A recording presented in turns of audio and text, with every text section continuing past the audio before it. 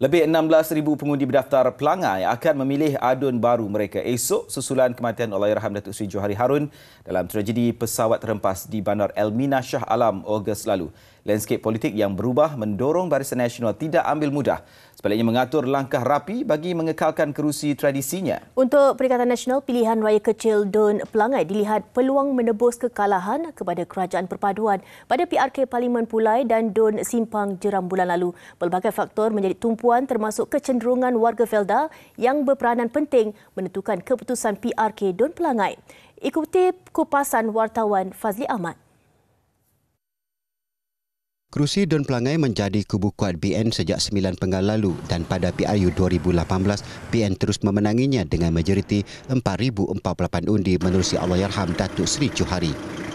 Kemenangan selesai itu bagaimanapun tidak boleh dijadikan rujukan utama dalam meramalkan keputusan saingan antara BN yang diwakili Datuk Amiza Abu Adam dan Kasim Samad daripada PN pada pilihan raya kali ini. Keputusan pilihan raya 6 negeri Ogos lalu memperlihatkan PM menembusi beberapa kubu BN dan Pakatan Harapan PH sekaligus menyuntik keyakinan pembangkang. Sungguh pun begitu, PN gagal menepati ramalan sendiri apabila tidak dapat menawan sebarang negeri daripada gandingan BNPH. Susulan itu, kekalahan PN pada PRK Parlimen Pulai dan Dun Simpang Jeram kepada calon Pakatan Harapan mengundang pandangan gandingan BNPH semakin kukuh dalam menangkis asakan PN. Ini antara faktor yang menjadikan pilihan raya kecil Pelangai tambah menarik. Antara menjadi tumpuan pemerhati politik di PRK Pelangai ialah kecenderungan warga Felda, Sungai Kemahal, Kemasul dan Cemomoy yang menjadi sasaran BN dan PN untuk meraih kemenangan esok. Tidak dinafikan BN yang menerajui Kerajaan Pahang sekian lama mempunyai hubungan khas dengan pengundi Felda Pelangai. Saya akan meneruskan legasi Allahyarham Datuk Seri Johari dan banyak perkara-perkara yang ingin dibangunkan di Dun Pelangai. Dan hari ini juga saya sebagai warga Felda warga Felda, anak Felda yang telah dibesarkan di sini dan sekolah di sini sehingga tingkatan 5 dan ini hasrat saya juga untuk menjaga Felda dengan lebih baik. Ini adalah pusingan yang ketiga.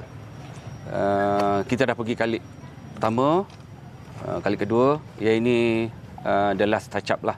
Yang jelas pembangunan kawasan Felda Pelangai adalah baik, khususnya dengan pembelaan menerusi kerajaan negeri yang antara lain menyediakan skim perumahan khas kepada generasi kedua dan ketiga Felda. Dan melihatlah kepada prestasi track record kerajaan negeri supaya kerajaan negeri boleh terus membangun kerana kerajaan negeri memerlukan kestabilan politik, memerlukan perpaduan. Ini membolehkan kita beri fokus untuk kemajuan negeri kita. Selain itu, peneroka di Pelangai seperti warga Felda lain juga meraih manfaat daripada langkah Kerajaan Perpaduan memastikan bantuan keuangan secukupnya untuk Felda melupuskan hutang peneroka berjumlah lebih 8 bilion ringgit. Kerajaan Perpaduan Pahang mempunyai majoriti selesa 24 daripada 42 kursi Dun menerusi gandingan BNPH dengan naik Presiden UMNO Datuk Seri Wan Rusdi Wan Ismail sebagai Menteri Besar. Namun ketika kempen menghampiri garisan penamat, PN tampil mendakwa ia akan membentuk kerajaan baharu jika menang Pelangai atas kemungkinan beberapa adun BN beralih sokongan. Tindakan segelintir pemimpin-pemimpin Perikatan Nasional dalam ceramah mereka menerusi siri-siri kempen pilihan raya kecil Dun Pelangai yang menyatakan bahawa kemenangan Perikatan Nasional sangat diperlukan bagi mengubah kedudukan kerajaan negeri Pahang merupakan satu gimik politik dan tindakan yang tidak bertanggungjawab. Pemimpin tertinggi UMNO menyifatkan dakwaan itu fitnah semata-mata dan berkata keadaan sebaliknya akan berlaku, iaitu adun PN memberi sokongan kepada kerajaan negeri sedia ada. Walaupun itu propaganda mereka, tetapi kita juga mempunyai maklumat dalaman. Sebenarnya mereka juga akan bersama-sama dengan kami. Tepat jam 11.59 malam ini, tempoh berkempen berakhir dan mulai jam 8 pagi hingga 6 petang esok, pengundi diberi tanggungjawab memilih wakil rakyat mereka di 9 pusat mengundi.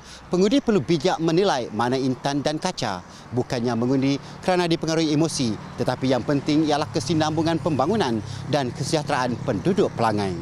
Fazli Ahmad, TV3.